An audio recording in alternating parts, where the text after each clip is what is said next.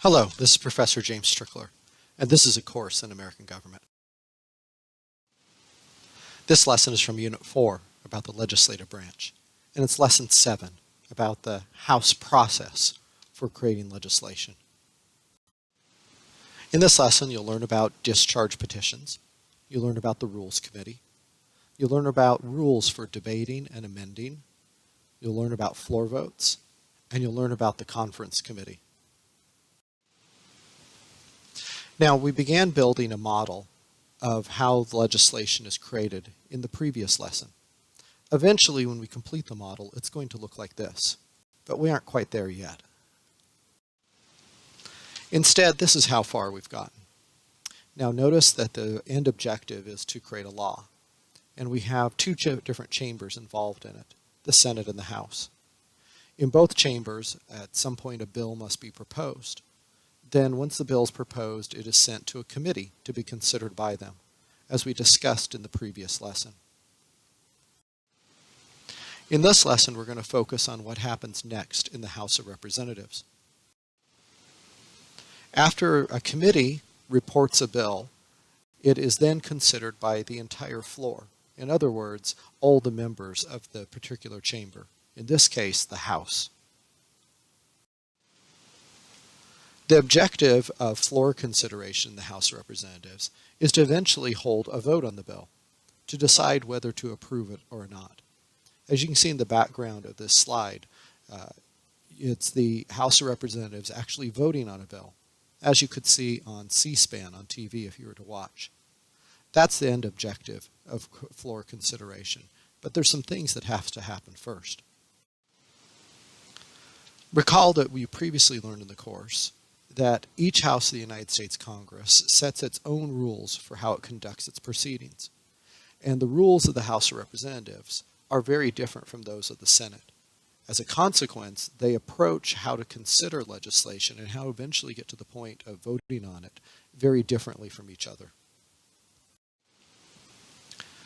Now, one of the things that we learned about when talking about committees was that committees may often end up, matter of fact, probably most of the time, tabling a bill. What that means is pretty much they throw it in the trash. They set it aside for future consideration, but everybody knows that they're not going to get back to it. So a tabled bill is not reported to the floor. But there may be people that still want it reported to the floor. Even though the committee doesn't like it and wants to throw it in the trash, perhaps other members of the House actually do want to take it up and consider it. Well, a way for them to potentially do that is called the discharge petition. A discharge petition forces the committee to report the bill whether they want to or not. For a discharge petition to work, it must be signed by a majority of members of the House of Representatives. So a bill would be sent to a committee to be considered. That small group of representatives ends up not liking the bill, or perhaps it's only the chair of the committee that doesn't really like it. And as a result, it gets tabled, which we know is essentially killing the bill off. And there are other members of the House that want it reported so eventually they can vote and perhaps make it a law. So they start a discharge petition, and if they can get a majority of the members of the House to sign the petition, they can force the committee to report it to the entire floor to be considered by them and eventually voted on by them. Now, while this mechanism is open to force committees to send up bills that they otherwise don't want to, it is very, very rarely used. And the basic reason is that all the people that could potentially be signing a discharge petition are members of their own committees. Perhaps they are chairs of their own committees. And just as they wouldn't want some outsiders coming and messing around with their committee, they understand why another committee would behave the same way. So there's sort of an implicit agreement to leave each other alone. If your committee kills a bill that I wanted, oh well, that reserves the right for me and my committee to kill a bill that we don't like, even if you would prefer it. Well, when bills get out of committee, either by being reported by the committee itself or through the rare event of a discharge petition, they then are considered by a different committee, the Rules Committee. The Rules Committee is the most powerful committee in the House of Representatives. And like all the committees, the members of it are appointed by the Speaker of the House. So a primary thing that members of the Rules Committee have to do is keep the Speaker happy. Otherwise, they lose their spot on this most powerful committee. For that reason, the Speaker of the House, to a great extent, actually dictates the rules that are created by the committee. They have to do what he likes, or he's going to get rid of them. So what does the Rules Committee do? It sets rules for both what amendments may be considered by the floor and how much debate may take place. So when a bill comes up to the floor, first of all, there's going to be a time set aside for people to actually talk about it, to explain to their colleagues why they think it's a good or a bad idea. And there's also going to be an opportunity, perhaps, for people to propose changes to it that would then be voted on by the entire House. Those would be called amendments. And these amendments and debate take place during the floor proceedings. And the Rules Committee sets rules for these. And when we say rules, we don't just mean a blanket rule. Instead, what's being talked about is specific rules for each bill. So one bill, for example, they might say there'll be no debate. The reason for that might be that the Speaker likes it exactly the way it is. And so he doesn't want to have anyone have a chance to discuss changing it. He just wants to get straight to the vote for it. Or they may say, we'll debate this for 6 hours. It's up to them to decide how long a thing will be debated. The Rules Committee is also going to set rules for what sort of amendments can be proposed to a bill. And there are 3 potential rules they can do in this area. One is they can create what's called a closed rule, where they allow no amendments, no changes. Again, this is going to be a situation where the Speaker likes things exactly the way they are and doesn't want them changed. The Rules Committee might also decide on a restrictive rule, where they allow amendments in some areas, but not in others. For example, let's say that the bill proposed building a dam on a river. Maybe they would allow amendments that could change the exact date when the dam is going to be constructed, but maybe they would not allow amendments that would change the size of the dam or its location on which river. So the Rules Committee can decide this. And it's their way to manipulate things to keep things in the bill the way they want them, which ultimately may be what the Speaker wants. Finally, the Rules Committee can create a closed rule for a bill. An open rule for a bill, where any amendments will be allowed to it. So after the Rules Committee sets the rules, then we go to the floor and debate takes place and amendments are perhaps proposed.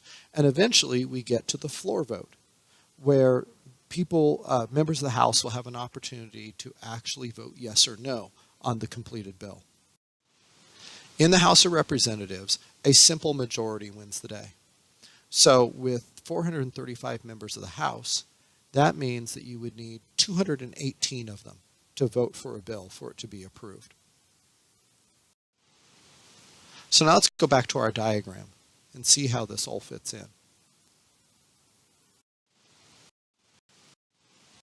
If it manages to get through the committee in the Senate, then it will be considered by the entire floor of the Senate.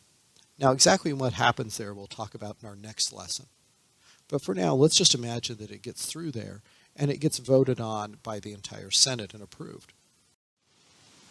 Well, at that point, it's probably a slightly different version than the House. And we have a problem of compatibility, which we're going to talk in just a moment about how that will be resolved. But also keep in mind that not every bill has to start in the House of Representatives. So maybe this process all began in the Senate. That's where the bill was originally proposed. That's where the first committee considered it. That's where it was first considered on the floor. And then it gets sent the other direction to the House. So these bills can move either direction. That's what's being shown by this diagram. They start one place, they work their way through the process, then they go to the other place and work their way through again. And they can generally go either direction. But now back to this point of, as you work through the process in one house, considering a bill that's already been approved by the other one, it's going to get changed along the way. And in the end, you're going to have two different versions of the same bill. Now, even though they've both been approved, because they're not the same versions, they have not created the situation where a law can be created.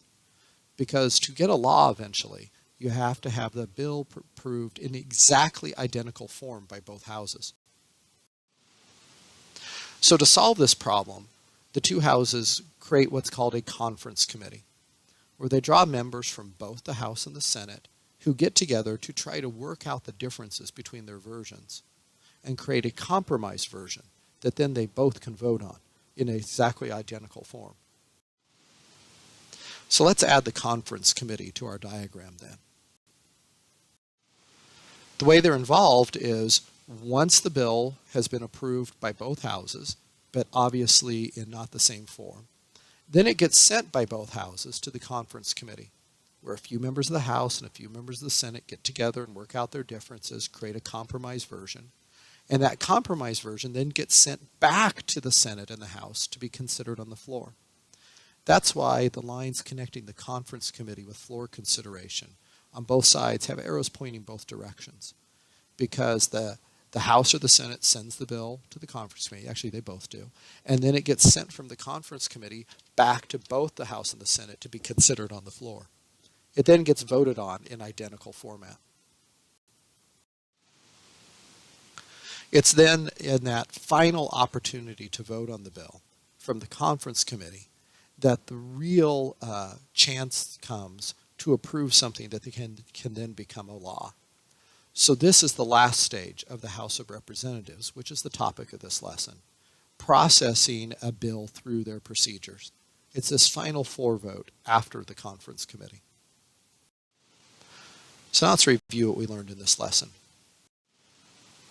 First of all, what is a discharge petition? Is this something that begins floor debate? Does it calls for the conference committee to take place? Does it set rules for debate? Or does it force the committee to report a bill?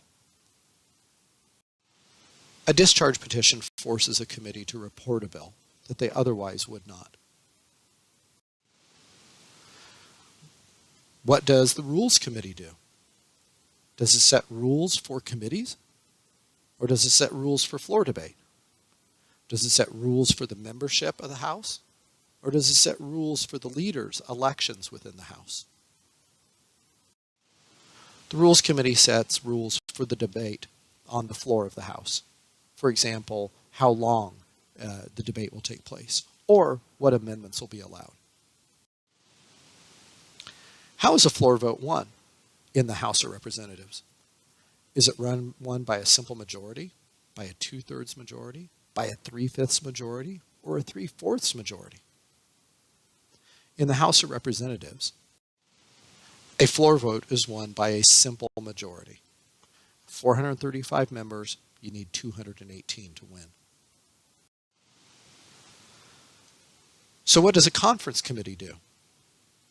Does the conference committee create compromises between the two houses of Congress? Does it hold additional hearings?